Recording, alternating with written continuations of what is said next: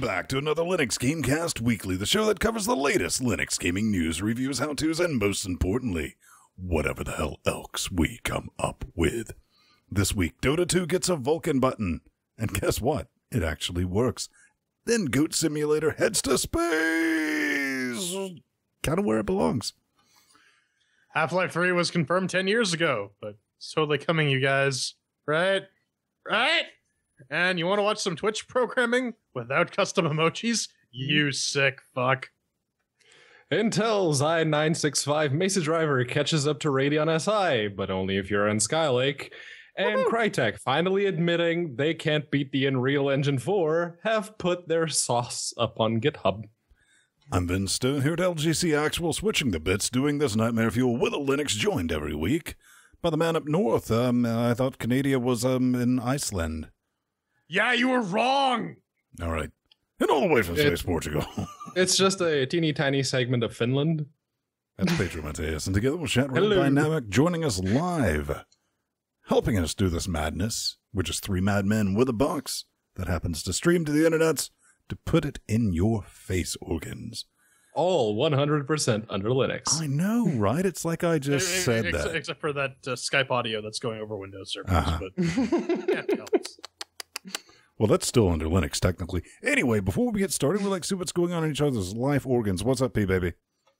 Not much. This was actually a pretty busy week. I've been looking to find a new job, something that pays a little better. I was, let's see, 2 interviews, and I had some quote-unquote homework to do for one of them. So I had to play the game that we're throwing chairs at this week later on in the week than I intended.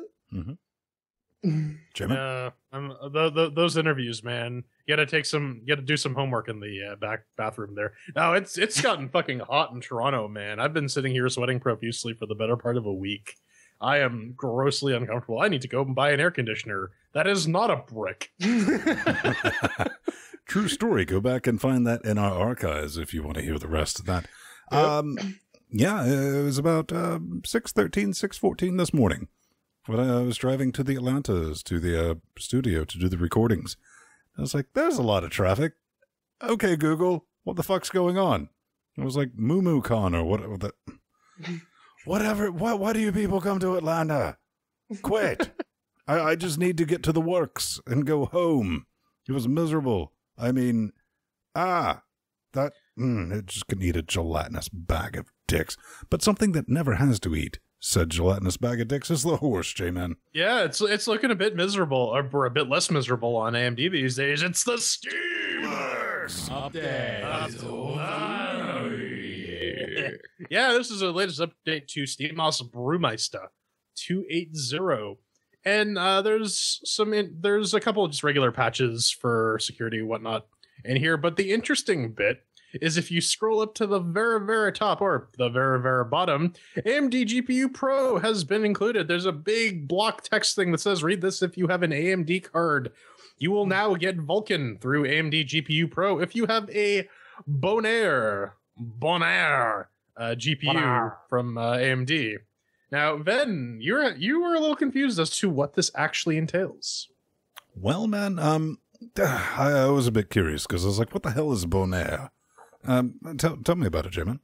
Well, it's an island in the Leeward Antilles in the Caribbean Sea. You mean French Caribbean, right? Because that sounds totally sure. Let's go with that now.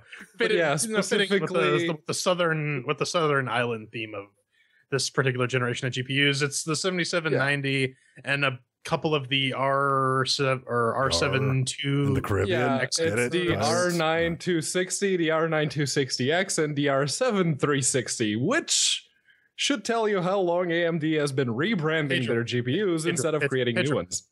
It's part of the plan, man. AMD has this plan. Totally. They're going to release their brand new graphics architecture that's just going to be like 1 million frames a second on like Windows and PlayStation 4, and you can download DirectX 12. It's going to be brilliant. I don't know. One of the things I'm curious about, I mean, maybe Shawden can help us out, send us some hate mail next week, or just type it back right now. Has anyone tried this and made it work? Yeah, apparently, as much as I hate to reference Senor Larabelle, according to his magical moon benchmarks, and the Vulkan performance on AMD GPUs was at least semi-equivalent to the NVIDIA Vulkan implementation, sort of, kind of, not really. But I mean, considering that the AMD GPU Pro driver now really is only available for that one specific version of Ubuntu, I'm hoping that SteamOS or the SteamOS folks have done a little bit of work to genericize it to make it work on your Fedoras and your Arch Linuxes and whatnot. Because, you know, people who run AMD cards may not necessarily want to use Ubuntu. Yeah. So while we're on the Vulkan button, let's talk about some more Vulkans. Here it is. It's a real boy. Dota 2 update, May 23rd. This came out earlier this week. And guess what? It works. Not a whole lot to report because we did talk about this on the show last week. And, you know, he kind of theorizes like it's probably not going to be that much of a performance upgrade because it's multi-threaded like all the things. There's some interesting hate mail about that this week, so stick around. But what are you looking at? 131 megabyte update, and which is not really an update. It's DLC that you have to get. You enable it. You go to your launch time properties, put your minus, put your Vulkan in there, lowercase. Didn't see anything really noticeable in the FERPs with the 980 on the 8150. I was getting about 116 with OpenGL and about 118 with the Vulkan. However, it's pretty easy to figure out when you're using the Vulkan if you have the NVIDIA proprietary drivers installed, because you can go to your GPU utilization. With OpenGL, you're hitting about 45%. With Vulkan, usually a solid 70. So you have that experience. What a lot of people talk about with the Vulkan, even when they don't see a better frame rate, they do say it's smoother. And that's probably it's also better when there's a lot more stuff going on the screen as well, because instead of a single thread submitting instructions to the GPU, you got all your threads, all your cores humming away at that. So that makes sense that there's no outright straight up FPS increase, but we're probably going to see when there's like a million particle effects going on and there's massive melees with a bunch of creeps and whatnot, those performance hits you'd be seeing in OpenGL or DirectX are going to go away. But, you know, speaking of better performance. Yes, better performance, if a little bit too late. Edwin from Feral released or announced the Linux 1.1 patch for Tomb Raider. Yep.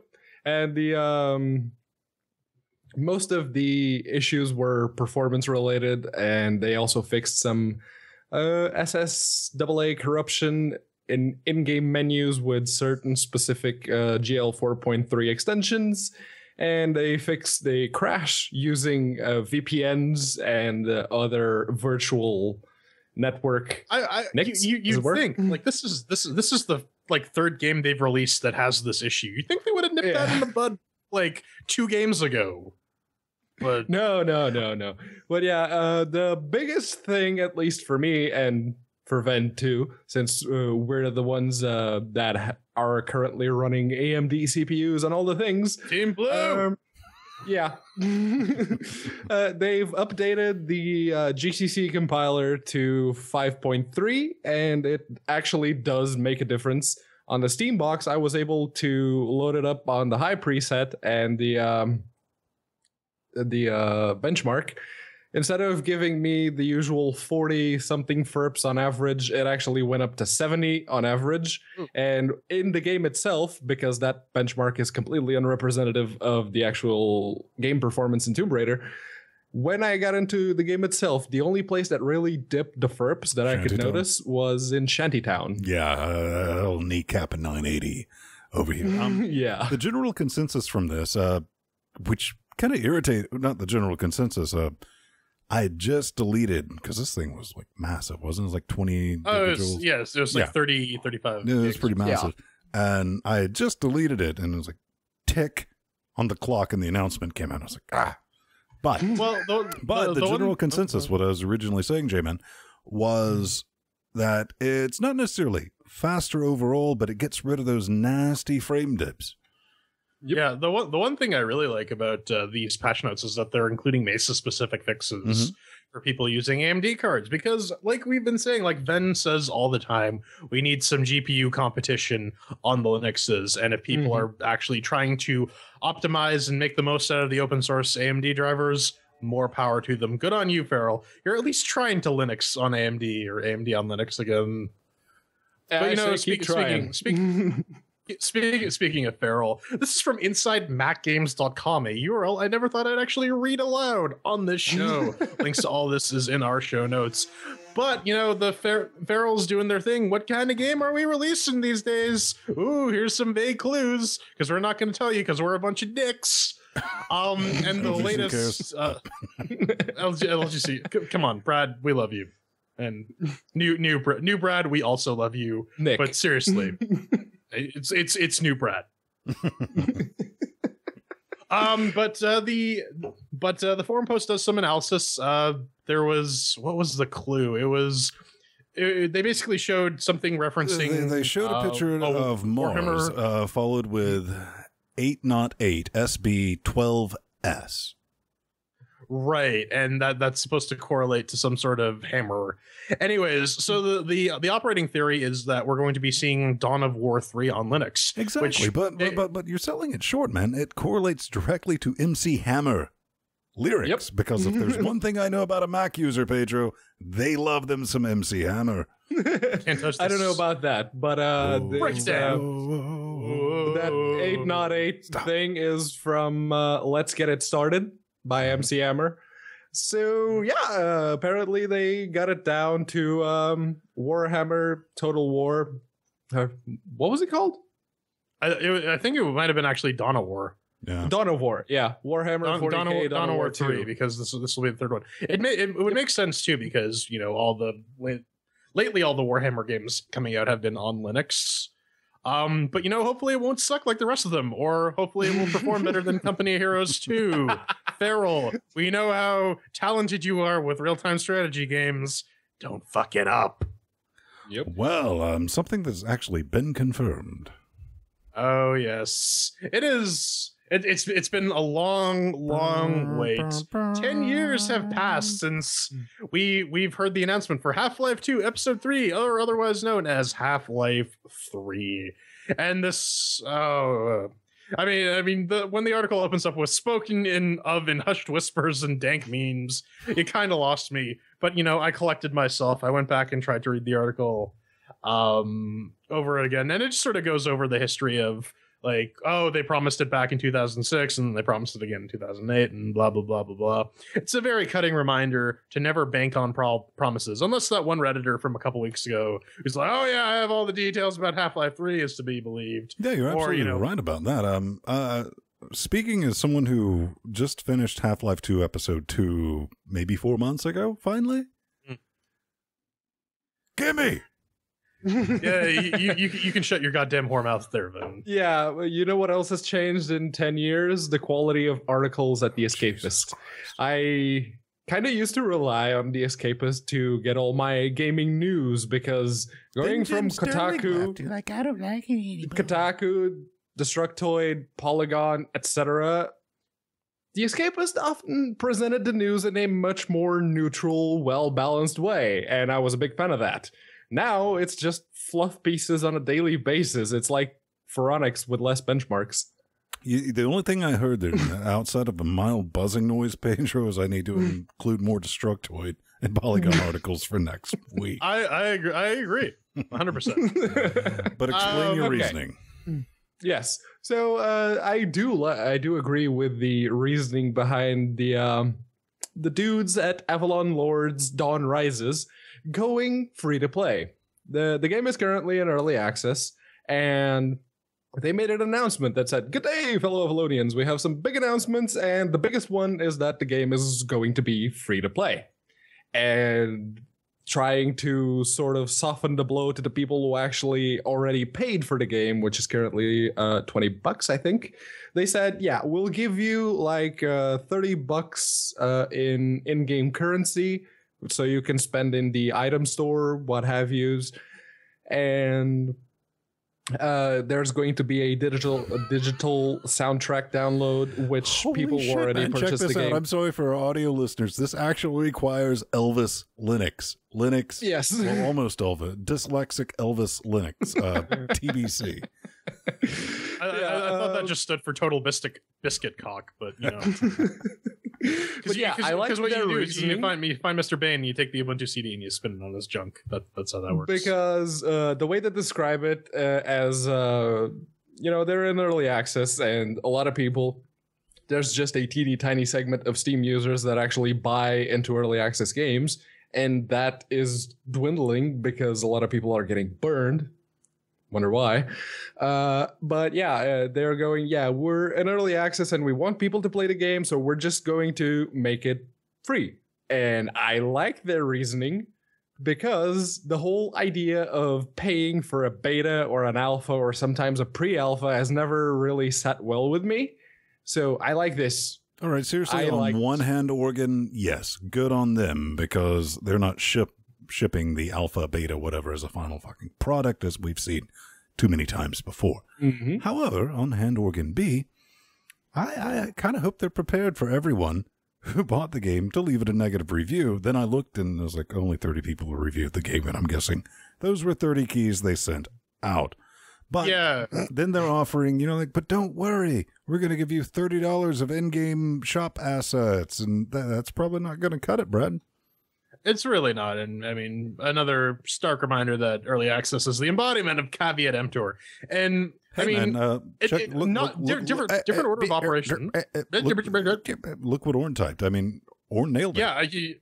Yeah, and I actually brought this up in the show notes too. Storm United did the exact same thing, except the order of operations was a little different. They're saying, oh, well, instead, the intent was that it was always going to be free to play, but we want you to buy in so that you can fund our development of the game, versus these guys saying, well, this was going to be a paid game, but now it's free to play. Sorry. I don't know which one of these is worse, though, to be perfectly honest. I would at least say these guys are attempting to make some form of amends, unlike Storm United, who are like, listen, we're a small indie team and you can't make fun of us, blah blah blah, no one's playing our goddamn shooter game. But yeah, up next, Storm United, Formula 1 2015. It's out and it's mixed. Race Like a Champion F1 2015, a stunning new game engine, and an all-new broadcast presentation that is very difficult to fucking skip through. This, what are we at? 54.99 wet American stinkies, 123.19 if you've lost your fucking old mind. But for my fine friends at Feral, it's here, and it's definitely a game. Curious that they, actually not curious, I guess they feel like living dangerously, because the requirements for this is Ubuntu 16.04.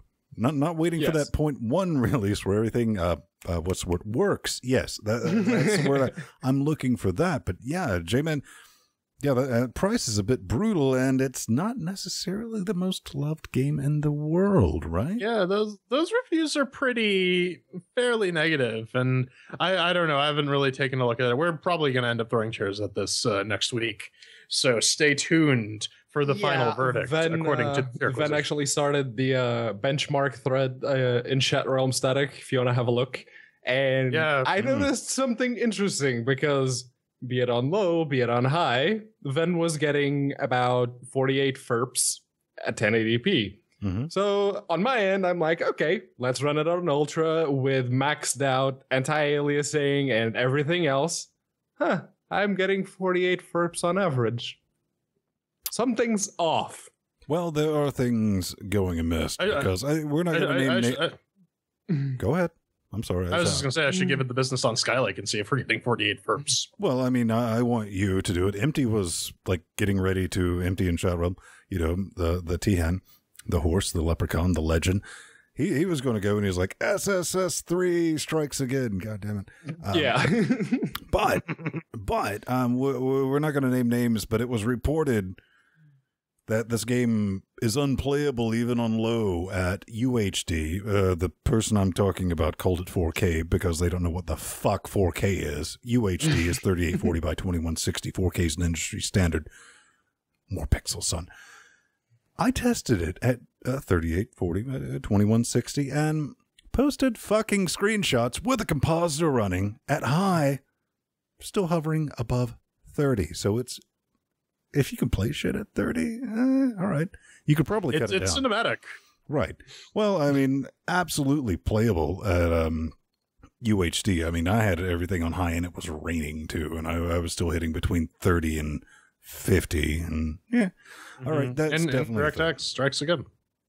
Flibbits. So, Flibbit has been busy. This is actually one of his older ports. It was in one of the indie royales before Desura went tits up. This is Soulcaster parts 1 and 2. It's Soulcaster 1 and Soulcaster 2 all combined into one game. This is a... they describe it as take control of a squadron of epic summons in this unique take on dungeon crawling. The gameplay itself reminds me more of tower offense, that you play as a summoner and you summon a bunch of minions to fight like for you. Anomaly?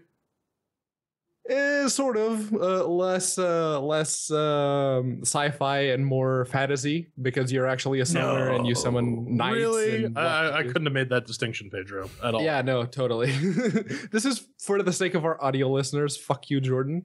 But yeah, the 100% positive reviews on the Steam page are very revealing if you're into this type of game and you don't mind the pixely graphics.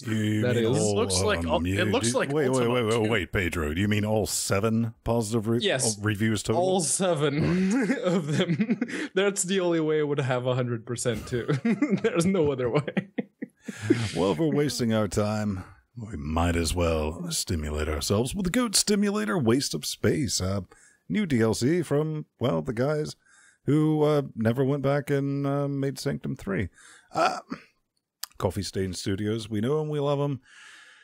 And you play a goat in space. It's DLC, so yep, that's right. $4.99 single player local co-op. They've never done the multiplayer, whatever. That's the reasons. It still requires the 1204 LTS on the Ubuntus.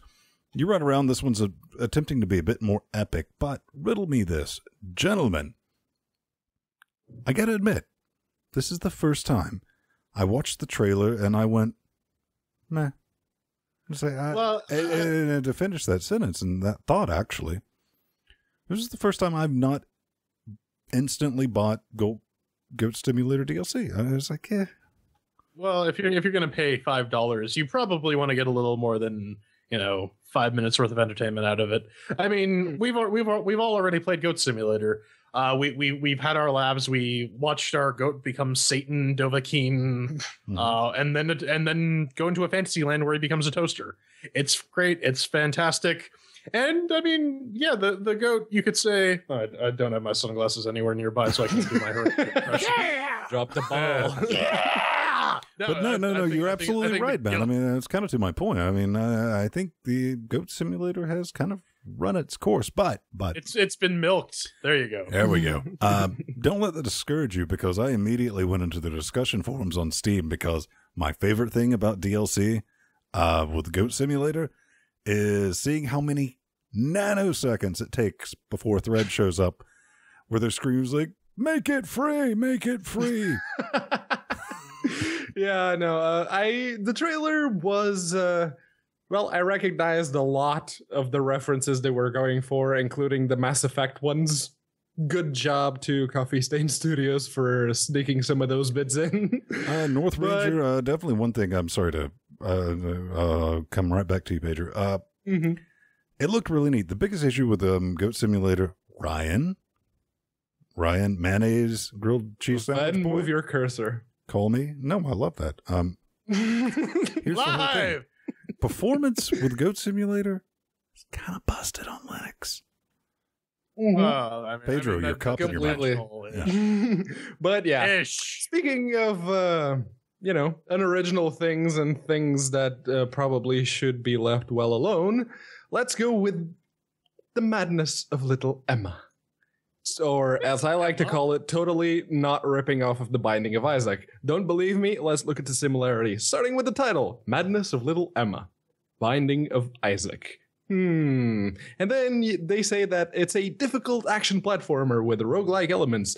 Full game is featuring over 250 items with insane synergies, varied enemies, and numerous secrets and mysteries to discover. That's a run-on sentence. You see, if you take that sentence and you remove platformer and put in just game, you've got yourself a broken English description of The Binding of Isaac. And of course, Isaac had the whole motherly abuse subplot going for it, which was actually very, very clever. Good job, Edmund Macmillan. Very good job. But this game, the plot is about a quote-unquote little brother that disappeared, and Emma has to go and try and find him. Zero originality. And that thing, if you look at the end of the trailer, there's a shadowy figure with glowing eyes and long hair that, kind of kneels down and starts crying. That's a witch from Left 4 Dead. What? Yeah, it's kind of weird how they got your likeness in the game, and they represented it very, very well in the pixel art. I mean, you can boil down a lot of things to being like the Binding of Isaac if you just strip down enough. If you strip out enough adjectives from either description. It wasn't an adjective. It was actually just. I also like how you compare a 3-word title to a 5-word title. It's good. 5 equals 3. Oh yeah, because the two are not at all similar or Jordan, related to one another. This is the guy who on Linux Weekly Daily Wednesdays argued that YouTube fair use and API fair use is the same thing. But speaking of Linux Weekly Daily Wednesdays, some people help us make that. Oh yes, that is absolutely true, and not just Weekly Daily Wednesdays. This train wreck that you're listening to right now. No, you can head on over to if you want to be a part of it. Oh my God, Google Feud. That's one of the crazy hilarious games that you can get by supporting our Patreon. Now I just want to read this out because I thought we very apt. In what can only be described as a serious misapplication of judgment, we stay up late and play a thinky game. Seem legit? That's about right. And I mean, we record these. A bit debatable. I mean, we record these after we're done recording the main show. We all get riggedy wrecked, and we play ourselves some trivia games. It's good time. You can catch recordings of this and any of our videos for just 5 cents a month. You get them a week early. Sometimes you even get Patreon exclusive stuff like the Google Feuds. All sorts of crazy fun stuff. We're at 151 Patreons this week. Did we get any new ones that yelled? Yes, Ben M. Recently subscribed, and he's awesome. And you should also subscribe on our YouTube channel and leave a comment below in the video. Like, comment, subscribe, you guys. Annotations everywhere, all of them. Hey, and I can see that there's like awesome. It helps us do this. It keeps the commercials out of the show. Let's just do the live streams. And something we're toying around. I mean, leave us some feedback because Pedro and I are thinking maybe we're doing some scheduled live streams on Mondays and Fridays. So yes. Let us know what you think about that. Maybe we'll make that a goal and set it up to get people in Chat Realm to come join us live, and we'll do the recordings and all that fun stuff. J-Baby. Yeah, there's also some more stuff if you head on over to linuxgamecast.com/support the shows. And we got Amazon affiliate links, we got PayPal buttons, myriad of ways of supporting us. If you like yeah, listen, man, if you like what we do, give us some money and we can do it better and more cost effectively. Yes. Coming up next, so many drivers and so many Git repositories. Don't cry about it.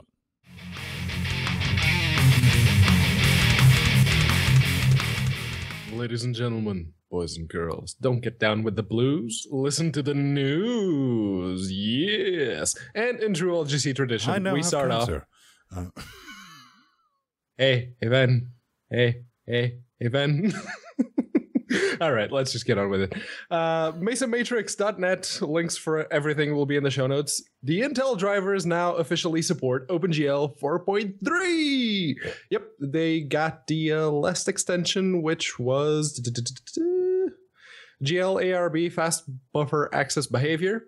And that one actually works on more than just Skylake, but there is still a teeny tiny extension, which is GLARB stencil texturing, which requires Gen 8 Plus. And if you pair that with the GL 4.1 and GL 4.0 extensions that also require Skylake, well, that just adds a whole new extension to the Skylake only statement, doesn't it? Yeah, and I mean, call me Miss Cleo, because not even 3 days after I mentioned that on the show and this happens, but apparently my prescient powers have gone to the next level because I've consumed a little too much spice. I don't know, man. Tell me what this means. I mean, this is for people. Does this work only with the new sauce with the Skylake? Yeah. Yeah, Yeah. and none of the Skylakes actually have Iris Pro GPUs, if I'm recalling correctly, No. or at least Not yet. Only, yeah, none yet. So if you want like a decently powerful Intel IGP, you're still gonna have to wait another 15 years for that to. No, there have been rumors there are new Intel CPUs coming with the new GPU sauce. So in a couple of months, you'll probably see an Iris Pro pop up in Skylake, but you can still get the Haswell ones, the 4790. No, the not Haswell.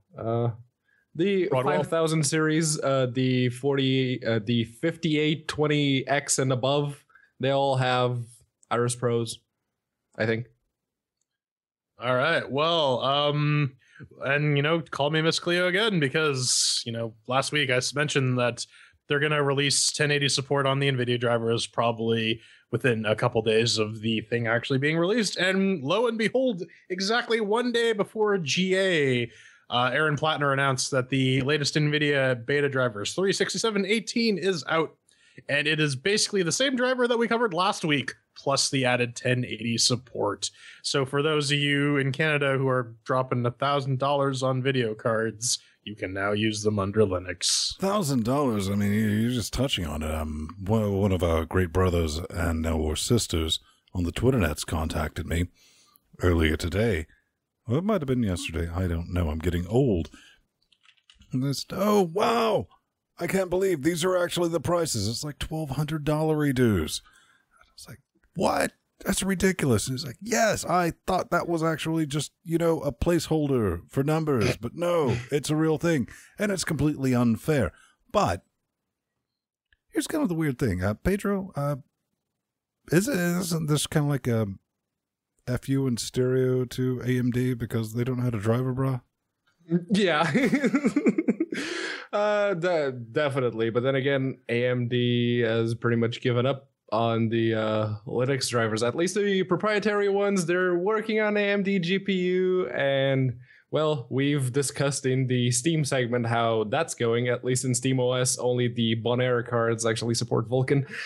But yeah, no, the like Jordan mentioned, this is basically just last week's driver with the 1080 support. And I like the wording that Aaron put on Google Plus when he first shared the screenshot with the link. It's like, there you go, there it is. There it is. Well, I can't all afford right. it. I mean, it's kind of cute that Aaron like randomly shows up when we're having like random arguments on G Plus. He's like, "Hey guys, I'm into it." I'm like, "Yeah, all right. Hey man, Aaron, you're cool." It's just kind of weird having like the guy in charge of Linux Like driver development. NVIDIA driver NVIDIA. guy right Yeah. there. But we're NVIDIA And he fanboys, gives right? us technical support too. It's messed up. But throw some copper at me, baby. Okay, so this is from the dark side of gaming. Nothing to do with the Pink Floyd album, unfortunately. Oh. This is an interview with one of the devs of CRYENGINE regarding the new generations of graphics APIs. And the big takeaway here is that they don't officially have any Vulkan support planned for CRYENGINE, which Ben, you do bring up a valid point in the notes where they actually do say if they're looking to develop a game that would ship in a couple of years, they'd probably look at Vulkan. Well, I mean, not necessarily. I mean, it was a different interview, and they said if they were looking to ship a game in 2017, Yeah, Vulkan looks like, and I quote, Vulkan looks like an appealing choice because, well, it's Vulkan. It runs on more things than an Xbox One and Microsoft Windows. I know, right? And they try. I mean, Crytek tried doing the cross-platform thing with their OpenGL renderer. They had that game Snow that technically worked 720p, and also the game. Yeah. Snow technically hardened out my box, son. Yeah, and I mean the main core of their argument for why they're using DirectX 12 over Vulkan is that it's available now, except that if you signed up with the Kronos group and actually got involved, you could have gotten early versions of Vulkan. That's how Talos basically got Vulkan support within a week of the spec actually. Unreal Engine 4 and Unity's even toying with it. But Pedro, I'm going to have to ask you this. I mean, this is 2016, right? Yep. All right, great. I get confused sometimes. It's CryEngine. Is that really relevant in 2016? They're probably realizing that they're not really relevant when you have Unity, which everyone's using, and it's like baby's first video game engine. Whatever, Pedro. I want you to show me one single shred of proof that makes you think for 1 second that they don't believe they're relevant anymore. They put their sauce up on GitHub. Oh, damn. You win. Yeah.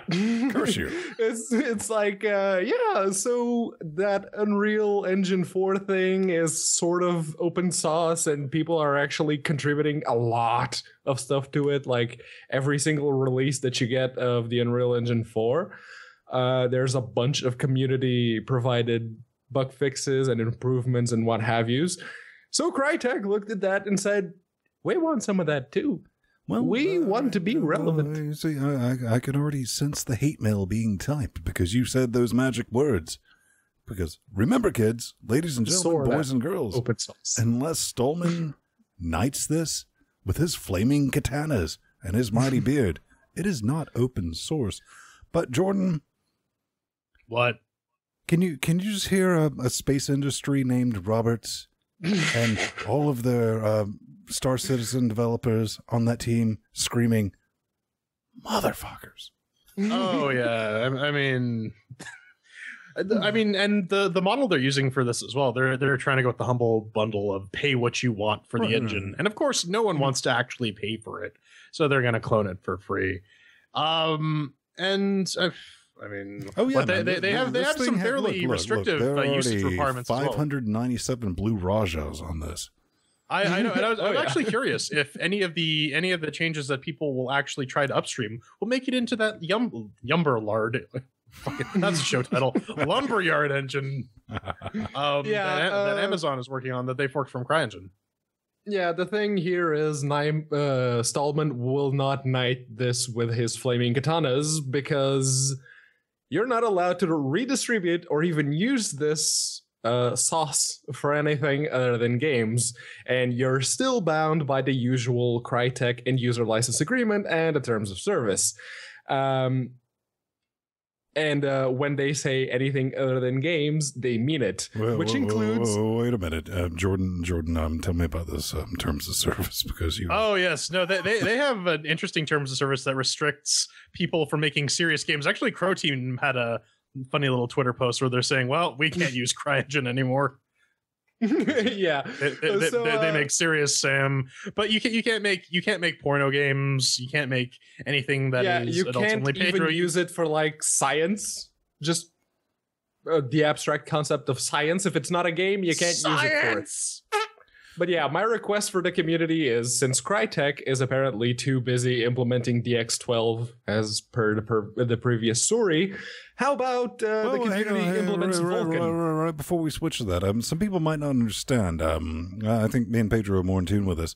With Robinson Space Industries saying, "Yep, yeah, you guys are definitely getting a Linux port, but unfortunately, the Crytek doesn't." Yeah, CryEngine doesn't support OpenGL, and the moment yeah, and now that it's open source, we're just gonna sit back, invest in popcorn stock, and watch them go. I'll give it about 2 weeks until another one of those videos Citizen actually has to go somewhere first, right? Because it's still in deep space limbo. Well, I mean, it's still in beta, and there's like, give us more money. It's hard to cut off the money spigot, but yeah. All right. This happened this week. Oh boy. And man, I kind of got on the wagon of band on this one. Fans are making a mockery of Mighty No. 9 trailer because, well, rightfully so. Outside of just being absolutely cringeworthy, I'm not even going to play it on the off chance that they might be litigious because this is some old Nintendo people. The voice work. I mean, all right, first of all, if you back this game, I chose not to back this game. This thing has been in development hell for almost 4 years now, or 3 years. If you back this game, you have my personal condolences. Seriously. But go watch this. This will be in the show notes. Just put it in the tubes right now if you're watching live. Listen to the voiceover on this, because this is clearly targeting 12-year-olds. Oh, yeah. It's from 1990. But it's not targeting the 18, 20, 30, 40, 50 demographic that actually funded the damn project, J-Man. Oh yeah, no, and you can just sit through this trailer and listen to all the cringeworthy lines, including a sequelitis reference because they can't be bothered to write their own jokes about Mega Man, and making people cry like anime fans on prom nights. That's good times, man. They're actually making their Kickstarter backers cry like anime fans on prom night. Yeah, no, because you totally want to shit on your audience that is really pissed off about your frequently here's delayed the big thing. game. I mean, this thing's been delayed 3 times, and the last time the newest excuse was, "But we got to work on that multiplayer that was never part of the Kickstarter, and we wanted to add in and all that." After you get done with the cringeworthiness of the trailer, actually looking at the game, Pedro, what do you think? I mean, I think it looks like a bit shite, boring. Actually. It looks like it was made in 2005. I don't know. At least the gameplay looks fairly solid Mega Man style gameplay. So there's that. But you're right. It looks really, really crappy. It looks like it honestly reminds me of Psychonauts. And if Double Fine can do graphics better than this, back in 2002, you might have yourself a little bit of a problem there, Brad. Quite possibly. But do you think it'll ever be on TV? Oh no, but you know what? I can think of a couple things that'll be on TV. One of the best things about Twitch is I can just pull it up on my tablet or on my laptop or on my computer at work and not have to listen to commercials because I have AdBlock installed. But if you want to get rid of all the convenience that Twitch has to offer, you can head on over to watch E-League on Turner Broadcasting, where they're going to be broadcasting esports for the YOLO Swag Dorito kids. Because people still people want to watch games on television, right? and it's not even live footage either, because it actually gets broadcast on Twitch the Tuesday and then they air it on Friday. So if you don't know how to VOD, you need to actually go and watch this thing on television. Hey man, you might think that sounds a little bit crazy, but as somebody with a AT&T Uverse connection that just recently had data caps put on me. Oh yeah. If I was watching their TV service, which goes over the same piece of fiber, I wouldn't get charged the caps, P-Man. Yeah, no, I honestly don't get it. I can almost hear the yawning of the collective. There won't be a hell of a lot of people watching it, but yeah, I can only imagine them trying to. I mean, seriously, Pedro, how can I use my? I bought all these emoticon thingies on the Twitch. Listen, you can send them a text for 99 cents so that it shows up on the screen. It's it's good. You can get in on the little lower third at the bottom there, but yeah, no. I can only imagine like certain games like Hearthstone, which are, or Blizzard was kind of trying for them to be esports. I can only hear the yawning from the riveting commentary that will come from that. All right. I mean, I don't think we should absolutely count this out. I mean, as long as they, it's just media trying to move forward, trying to throw, it's like, hey, can we throw advertisements against this? And don't count this out. This is TBS. Right. These people created CNN.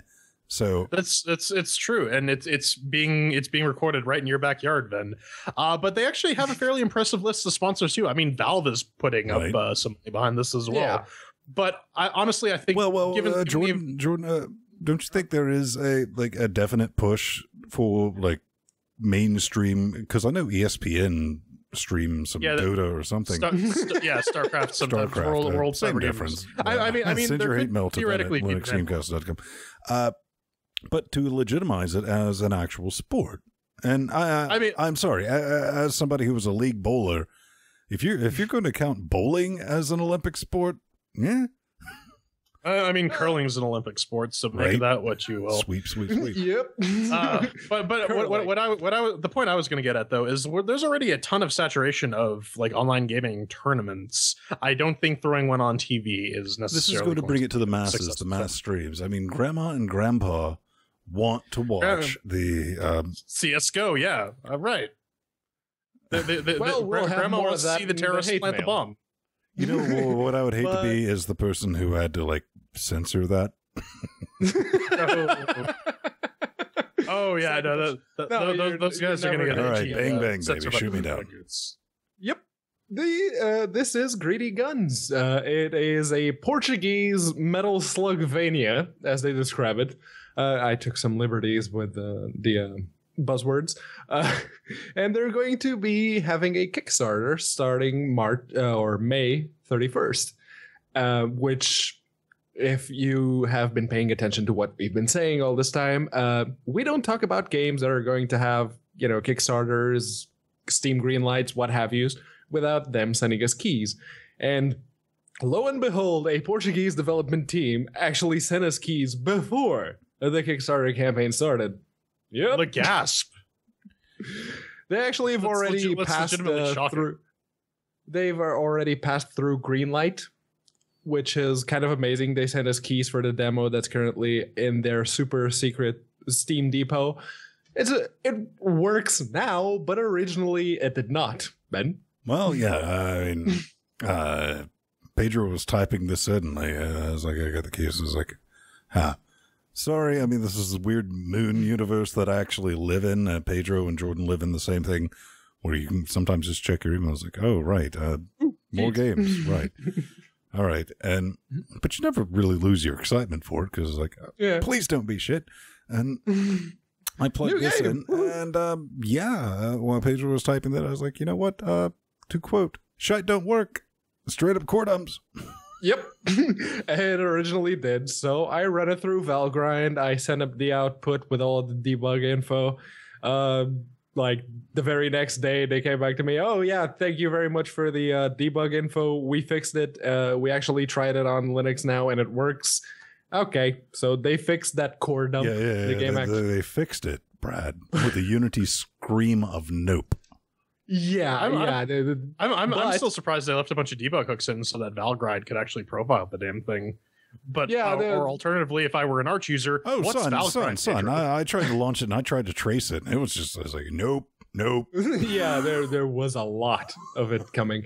But to be fair, even with the Unity screen of nope, Logitech F310, it worked. Now, they did say that 2016, ladies and gentlemen. With the shooty button, they did say the shooty button was the right trigger. Quit using these technical terms. You're going over people's heads. It wasn't the right trigger. It was actually the A button. So they need to either change the tooltips for Linux or actually Pedro, I think what they need to do is get rid of their Unity scream of nope, so they can have controls, maybe? Maybe, but to be fair, everything else worked. It's just that specific button that was mismatched. Maybe talk to some Milkstone Studios. They seem to know how to Unity. Anyway, there will be a link to that in the show notes, and a link to there will be a link to their web zone, which will link to their Kickstarter, and hopefully they will pull reverse rectal cranial inversion. Yep. Fair enough. Coming up next, we swing, we sneak, we stab, we yawn, and throw some chairs at Shawden.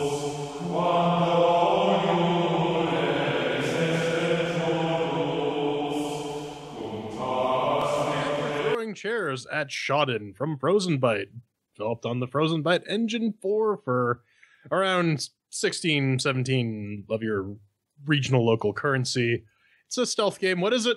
Shawden is a third-person stealth action game where the only rule is to remain unseen, stay hidden, or the ruthless guards will kill you on sight. Well, that's not really accurate. Stay hidden, or the game will end because it's determined that someone sees you, and that's you don't get killed. Anyways, let's kick off the CHAIRQUISITION. 1 chair means that it's crap. 2 chairs means that it's 3 chairs means that it's pretty good, and 4 chairs means that it's amazeballs. And we also got our categories: Oh Doom, makes with the working shiny sounds, controls, and fun. So let's just dig into this. Ven, how did Shadwin make with the working? Oh, let's get it over as quick as possible in the shadows. All right. How does this run? If you're familiar with Frozen Byte, especially the Trine series, you know they have a particular screen that shows up, kind of like Unity, and it's equally full of nope. But unlike Unity, the best this screen can do when it comes to resolution is 1440, bruh. That's the best it can do. And you know what? It's 2016, so I'm going to ding it a chair for 2025 Ven. Because, 2025 Ven, all right, we're being a bit generous. Be dead. Yeah, right. Assuming in this mythical world where I'm still alive, might want to play it at something higher than 1440 fuck mothering P's. Outside of that, everything else worked. It's your standard, I mean, they might have called it the what the fuck ever. It's fucking Trine 3 engine. So depending on what corner of whatever you're looking at, it's going to go anywhere between 35 and 85 FERPs within a nanometer of twitching your damn gerbil. So, I'm going to give it a solid 3. And on the Fedora 2264-bit with the Intel i7 6700K, the NVIDIA GTX 980, Mrs. Stone. It pops up with the not the feral screen. There's too many screens in Nope these days. This is honestly a trend that needs to stop, guys. Just have the game configurable from within the game. It can't be that horrifically difficult. But if you've heard me complain about Trine 3 and the Shawden demo, I made mention of the fact that it will not go full screen if you're on UHD mode on your monitor and you start it up on 1080p, because that's about as high as it will go. But they fixed that. So now it will actually full screen at 1080p. Good on you guys. You finally got around to fixing it. So 4 cheers. Yeah, I'm stuck with two 23-inch 1080p monitors, and this one, since it's not a Unity game, did not try to full screen into both of them and then failed miserably. So I can only give it 4 chairs on the Fedora 23 64-bit with the FX8370E overclocked at 4.2 GHz and the GTX 970 Strix. Funnily enough, Trine 2 actually would attempt to full screen on both of your monitors, or at least I remember doing it back in the day. It seems that they fixed it. Anyways, that's 3 cheers for Mix with the working. Up next, Shiny and Sounds Vem. Darkness imprisoning me. All I see, absolute, well, darkness, really. Mushy, brown tinted darkness. That's racist, Vin. Shut up, Vin. But, you know, that's enough about the color palette. Let's talk about. Oh my God! Really? Oh no! No. What is wrong with your face? Plinkett would be jealous. Right. What? Moving on. Let's talk about the sounds. If you're expecting a bitching Trine-esque soundtrack, son, you're going to be disappointed. Because really, all you're going to get with this some muted background music that is instantaneously forgettable. Only interrupted by the occasional Lady Grump. Or Grump. Lady Grump. Lady Grump. Lady Grump. Best Thanks Grump. Suggest that one, child. I don't know. It's kind of awesome. I'm not knocking anything. I think it's neat. We actually need more female protagonists. Unfortunately, I just... That's not like this. Yes. Not like this. Not like this. 2 cheers. All right. I mean, okay. So the visual aesthetic is consistent with the setting. It's not overly cutesy. It's not overly grimdark, in my opinion. So that's a point in its favor. The soundscape is also fairly commonly designed because, you know, when you're sneaking around, you can actually hear from like some form of directional audio where people are coming from, which can be useful when you're sneaking around being a sneaky snake. I don't know why Ven expects a loud epic soundtrack in a stealth game, but, you know, different expectations for different folks. Visually, though, this looks like an early PS3 game, as Ben's lovely little screenshot there showed you. They got away with this in Trine 3 because of the cartoony aesthetic, but because this is more of a grounded game, it doesn't really work. Not enough to ding it another chair, but you know what? It's competent. It gets 3. Yeah, again, they have their own screen and Nope with the basic graphical options and resolution settings limited as they are. Still, the game looks very pretty, in my opinion, anyway. Even if you don't exactly enjoy their choice of character stylization, Ben. The brown/purple/orange visuals are very reminiscent of 2009 up to 2016 Ubuntu releases, but in my opinion, they lend this game a nice visual atmosphere. And that atmosphere is compounded by a very good sound design as well. The the background music is, if it's there, it's very forgettable, but the background noise of like the guard's footsteps and Shadwin's own breathing and even her grunts, as the case may be, are very well done. They fit with the game that it is. So for me, it gets 3 chairs. All right, so that evens out to about 2 chairs for Shiny and Sans. Up next is Control. Ven, how fast did you scroll? Oh, man. I was a scrollless during this because, well, during this other show that we do, shameless plug, middle of the review section, Go Team Linux Weekly Daily Wednesday. Check it out. It's a great show. He mentioned that Frozen Byte, the developers of this fine, fantastic game, did something a bit fucky with a gerbil. That kind of explains why there's something fucky with a gerbil. Every aspect of this game is controller organ. I mean, it can be encapsulated with one word, and that word is janky. Okay, I mean, fucky arse camera controls because fucky ass gerbil controls. I mean, it's the whole thing. But let's think about this. A grappling hook that, this is one of the key mechanics in the game, a grappling hook that only sort of kind of works if you pause, take aim, and pray to the deity of your fuck-mothering choice. And get this.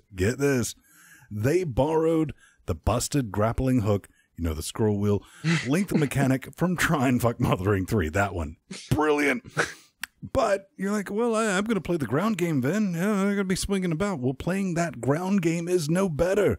Since collision detecting, I love that. Collision detection is often too busy playing Trine 2, the last game that Frozen Byte released that was really good, to realize that you're stuck between an empty space and a hay bale.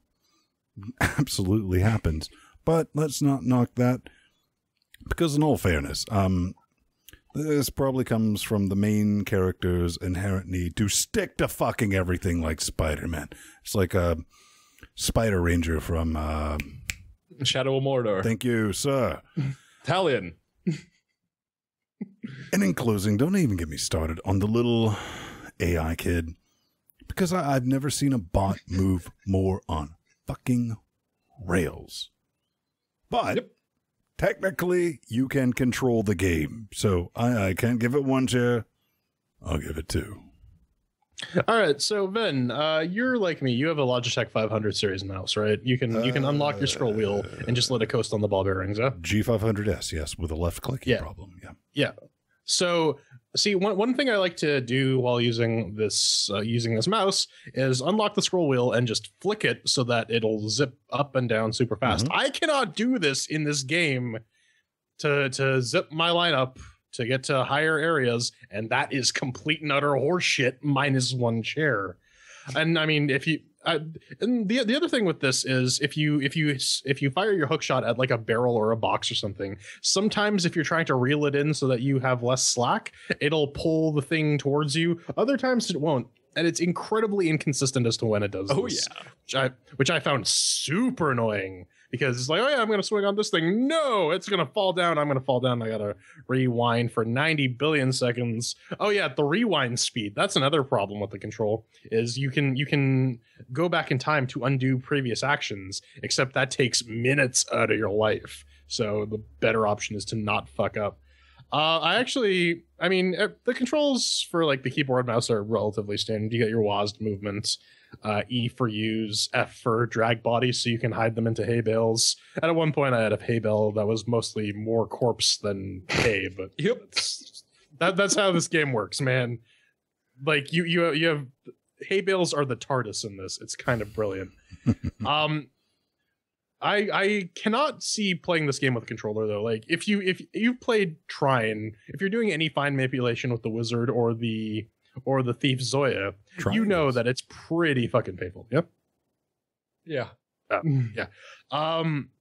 And of course you actually have to go in and manually figure out what the same control mapping is, because they plug in the controller. It doesn't say, hey, this is an Xbox controller like every other PC controller on the face of the earth. I'm just going to use these default sane mappings.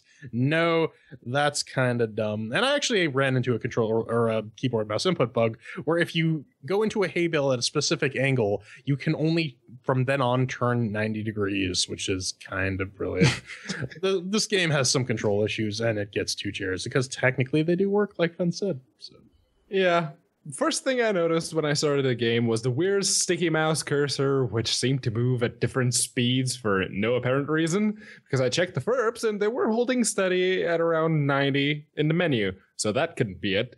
So I decided to tweak the sensitivity in the options menu. It has absolutely no effect on the cursor itself. There is some sort of software interposer that Frozen Byte is using between how the OS handles the mouse, which in Fedora's case is UHID, and the way that the game interprets said input. And as is often the case with those software interposers, see source games if you're not using raw input, that weird mouse deceleration you get? Yep, it's happening here too. Why can't I disable this and just use raw input?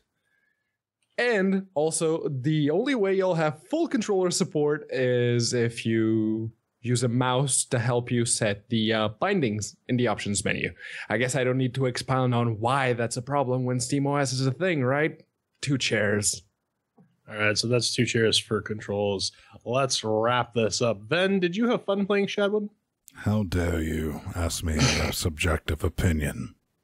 Well, when you start off this game, it's kind of brilliant. I mean, you get your hopes up. It gets my hope organ up because you're outside. You know, you're kind of on the beach and there's some old abandoned buildings and all that. And you're like, oh, go search those. And then you're like swinging up tower walls, you know, with the hooks. And I was like, oh, this. I mean, outside of the retarded mechanic of like it not moving half the time, well, all the time, unless you, I've gotten a habit. Pedro has his own thing, but I hold down shift. And you're like, all right, this would be pretty good. Well, all that shit is for naught, because, I mean, the second you enter the city, the rest of this game takes place in Barrow, Alaska for 30 days. If you get that before the end of the show, you get a bite-sized Snickers. But I got it. What else can you do? Well, you can run about and stab. You can walk and stab. You can swing and stab. Jump off things and stab. Craft shit and stab. Then you can close the game and stab. Careful on that last one. Make sure no one's around. I'm genuinely 3 hours into this, and it's the same shit over and over. It's an escort mission with a pants-on head retarded AI that you don't care about. You don't care about the story. You're just skipping through it, wondering why it's there.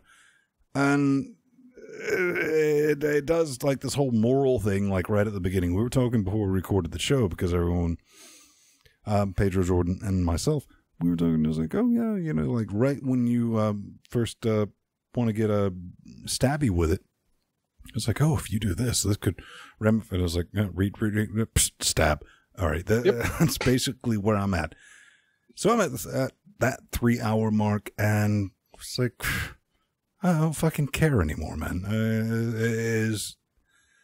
Once you get over, the levels are way too long, too. I mean, they're like 3 sections apiece. So after the time you get bored, once you start back over, you're back at the beginning. You know, like that's kind of where I'm at now. It's like, fuck this. Don't care. So, fuck this. 1 chair. That rhymed.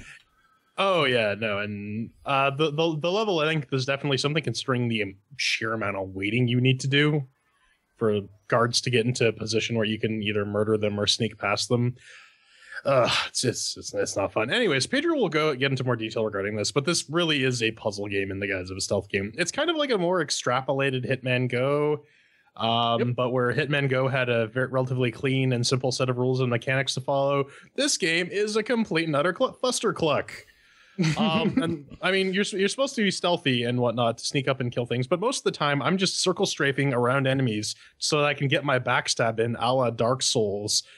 I was getting some Dark Souls 2 flashbacks, and I mean, don't even get me started on this freaking protecting this little girl's innocence. Number one, she's a small child in a medieval community, so she's probably seen more people die by the time she hits 6 than any of us will. Number two, I don't have time to explain medieval politics and power vacuums to a 6-year-old girl. Needless to say, if I'm going to assassinate a king and his entire supporting infrastructure is there, some other asshole is going to come take control of everything. We're going to be having this conversation in another year. So actually, one of the first things I thought of when I started looking at this game was, oh man, I got to drag this stupid girl along. This is going to be one giant escort quest, and it's not as obtrusive as you might think. I mean, there's the whole morality bit, but beyond that, she kind of she's there to open doors. And to make you double back because you need to open a door for her, and that's really her sole function in the game. But yeah, there's a lot of waiting, there's a lot of sneaking around, and really a whole lot of yawning. The super hot movement thing really only helps with the swinging around, because otherwise you can't actually hit the next thing you're supposed to Spider-Man onto. And I mean, I actually did use Ben, did you use any of the items that you found? I used I built a trap. One trap. Then I realized that once you use that trap, after spending all that inordinate amount of time collecting the bullshit, you need to craft it again. You only get to use it once, and then you... Well, I mean, to be fair, any items that you did craft get refreshed at the beginning of the next level.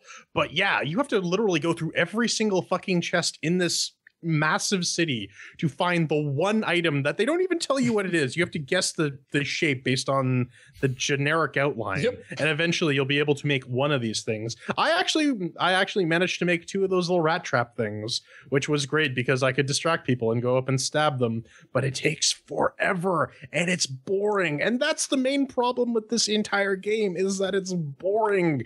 The controls are a mess. The gameplay is just like one note again and again and again and again, and it's just a slog. I'll give it 2 chairs because it at least does what it says it does on the tin, but it's not particularly good.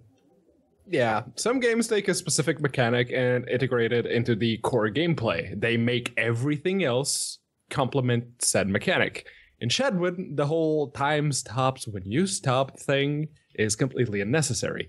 It was a completely superfluous mechanic to the gameplay that they already had. This game would work perfectly well without it. How do I know this? This is my Tissot T wristwatch. The little nub to set the to adjust the time here, that set on the Q key the whole time I was playing this game. And I played all the way through it, so take my word for it when I say it was a tacked-on mechanic. The core mechanic of this game is the whole escort quest thing, like Jordan already mentioned. You have to take Lily along with you on your mission to assassinate the king, because apparently she has nothing else better to do. And this is where they put a little twist in the typical escort quest paradigm, as it were. You can get to the end of the game with or without exposing Lily to your neck-stabbing or the corpses of previously neck-stabbed guards. It creates a challenge for people like me who like to artificially handicap themselves in video games. Not that I specifically would need to further handicap myself, but I do like a challenge. It's a puzzle game of figuring out which way you're going and then working your way from the end of the map back to Lily, killing or distracting guards, and then hiding the corpses of the guards you killed. And in my opinion, while not exactly revolutionary, it is a nice twist on the puzzle genre. And Jordan already mentioned Hitman Go. That's kind of what it is.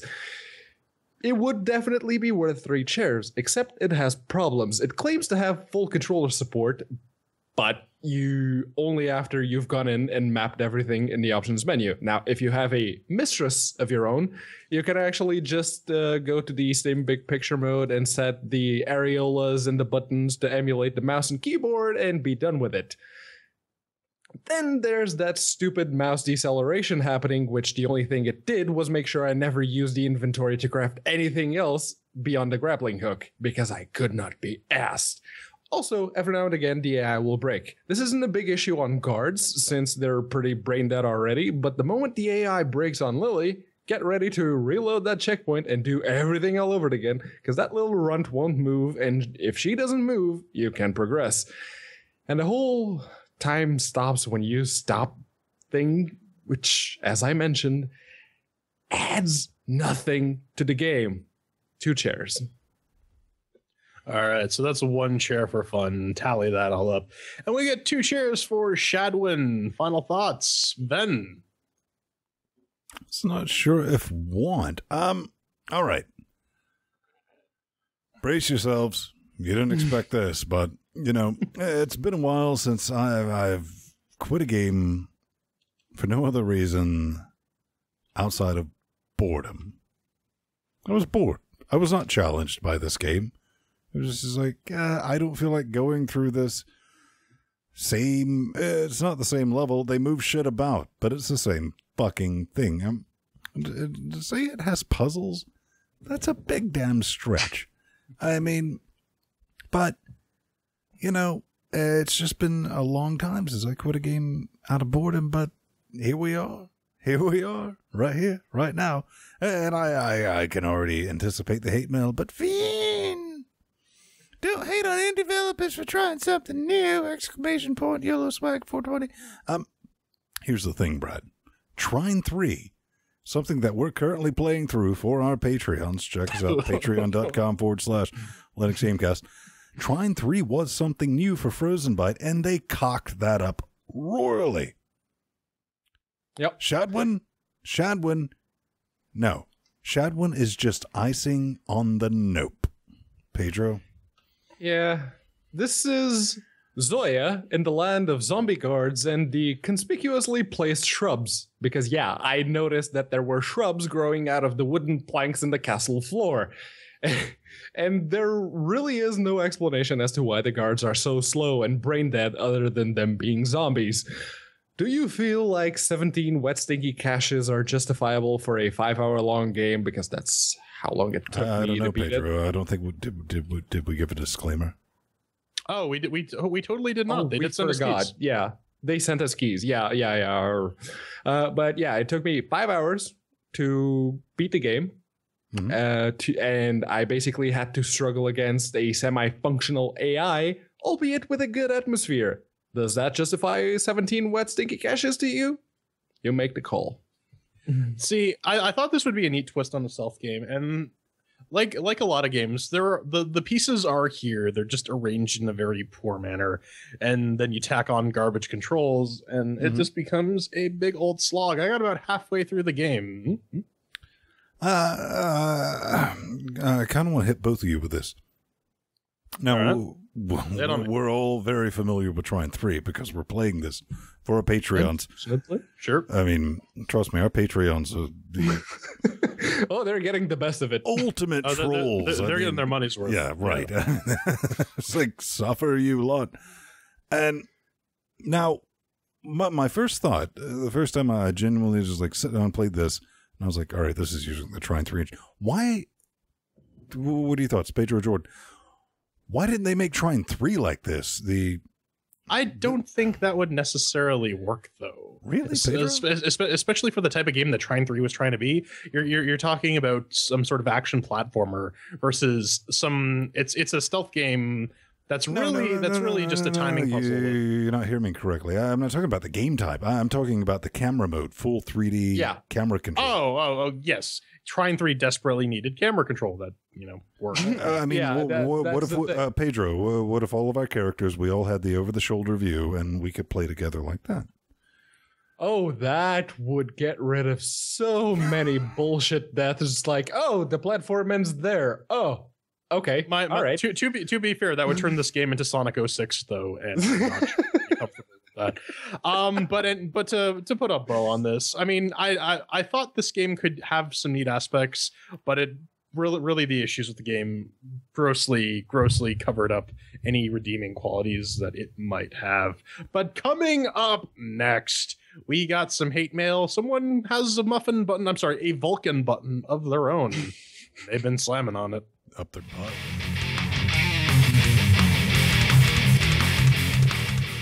Ladies and gentlemen, boys and girls, my favorite segment of this show, it's the hate mail. You probably already know how to get in touch with us at this point. Never. You have to. You have to. There's absolutely no chance that this is your first episode. I send you a raven, right? Oh, this is the first time you're watching LGCU. Well, if you'd like to get in touch with us and send us some hate mail, we'll feature it. What? Yeah, we'll even feature it on the show, and we'll answer, and we'll just be assholes to you. If you want that, go on over to LinuxGameCast.com, push the contact button on the nav bar, fill out the form, it's easy enough, or, just leave a YouTube comment on this video or poke us on G+, Twitter, hell, maybe even Facebook. Patreon. I still pay attention to that. Yeah, if you're a Patreon, send us a message. We pay attention to that. Yep. You pay So us. this week, we only had one teeny or a long bit of hate mail. Ooh, look, cocainevoltron.com. But yeah, Lockdown. So, Ven, why don't you start this one? Oh, hell no. You're not throwing this on me, son. Oh, no, Mr. Professional Voice Actor gets to read. Oh, no. Mr. Professional Voice Actor's been doing that all fucking day today. So you want to take it? All right. Why not, Muffin? Here is the awesome tidbit about Dota 2 getting the Vulkan button trademarked. It means that the Source 2 engine has fully implemented Vulkan and is able to deploy a game with it. Valve switched to Dota 2 over to Source 2 with the Reborn update and has been using it as a testbed for the new engine, which is pretty ballsy and smart with a daily player average of almost 1 million. But here's the other exciting part. My nipples are erect in anticipation. Valve has announced that they will be releasing the Source 2 engine free for developers, so with Vulkan in place, we just have to wait for them to finish on their in-house physics engine, Rubicon. Valve time. I know Ven reads these, but Pedro, would you please die in a fire and read the rest? Pedro. Okay.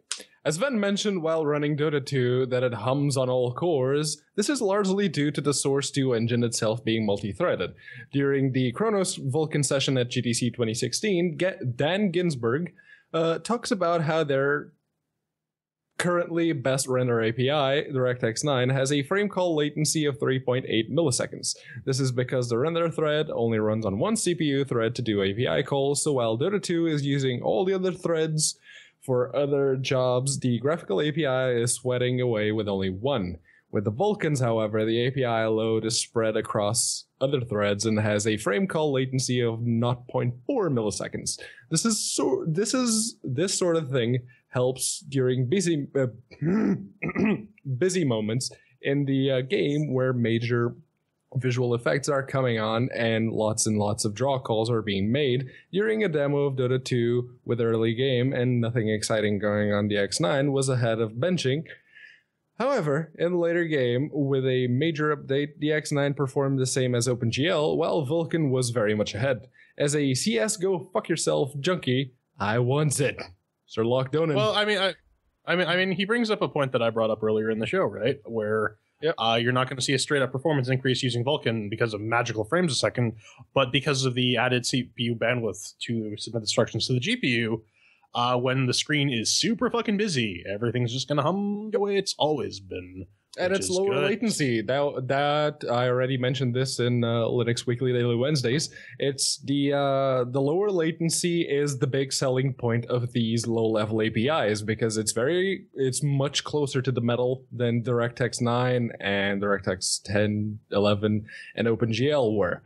So this is good, and the less latency you have, the less overhead you have. Vulkan is like close to the metal, like a metal that somebody actually uses. Get it? I see what you did there. Something I do want to bring up because Pedro would know about this. Something we didn't even mention during the show. Maybe we should have, but Pedro, the CS:GOs went to 64 bits this week. Does that change anything? Yes. Yes, they did, and they're apparently having some issues with Linux right now. There were a bunch of people complaining that all of a sudden performance went to crap on their systems. On my end, I didn't notice that. I only played a quick match to check, and I was still getting around the same 130-something FERPs that I usually get, so... Yeah, no, I'm just glad to see I'm not the only one that's on the CS Go Fuck Yourself boat, and... I hope Valve fixes the 64-bit implementation that they did, which is awesome to have, mind you. But yeah, they kind of need to fix it because there are a bunch of people with problems. But Jordan, it's kind of an interesting thing, you know, especially with the Vulkan render. I mean, it allows you to do the API, across all the threads instead of just like hammering on one core, right? Yeah, it is. And considering the fact that we all have multi-core, multi-gigahertz machines, Really, the fact that the graphical APIs have been just more or less single-threaded in terms of at least API draw calls for this entire time is a little inexcusable. But, you know, things are getting fixed. We have the new sauce. Hopefully people start using it. Crytek. And yeah, I mean, and consider that a lot of people don't actually use... A lot of large games outside of Valve-specific ones don't typically use the source engine so well locked on, and does bring up a valid point of it's going to be available for public consumption. I think, given the fact that UE4 has been here at even longer and has, I would say, probably an in progress, not 100% feature complete Vulkan renderer on the go. Yeah. It's UE4 still going to be the premier choice. Whatever, bro. DX12. What about DX12? It's all on my Windows Phone, man. What about Windows? Put on that bombshell. Let's cue the music. You can always find us around 9:30 Eastern Standard Moon Time. Type in time, Athens, Georgia. Do the maths, because we're always there. I'm at Vinstone on the Twitter nuts, plus Vinstone on the G pluses. And here's something thanks to all the Patreons for making this show possible. Patreon.com/LinuxGameCast. You want to help us out? You get some cool stuff back in return. But when it comes down to the Twitters and the G pluses or the emails, man, if you want to scream in my direction, hit me up. Because if you have, you do know. I will get back to you. And if I miss you, annoy me. Like, I will get back to you. It just means I missed you. So. I missed you too, Ben. I'm Jordan Swung. You can find me posting on Twitter via my Nokia Lumia 950 at the Burning Pool on Twitter, and plus Jordan Swung on the Google Plus. And I am Pedro Mateos. You can find me usually staying up late at night, not only on Saturdays to give you a little bit of Portugueseness on your Linux Gamecast weeklies, but just doing some random crap on the interwebs at some point. And you can find me at Unaccounted For on Twitter or plus Pedro Mateos on Google Plus. So, I guess we learned that the Star Citizens needs to get their shit together. I think we learned that a year ago. Then they kind of need to pull a summer, but hey, Vulkan button. DX12. Yeah, that's the end of the show. All right. Yeah, honestly, the end of the show should just be Ben going. 5 dudes. Hashtag 5 dudes. Oh, Rohit. Actually, someone fucking asked about that the other day. It's like, where did that come from? Man, 5 dudes.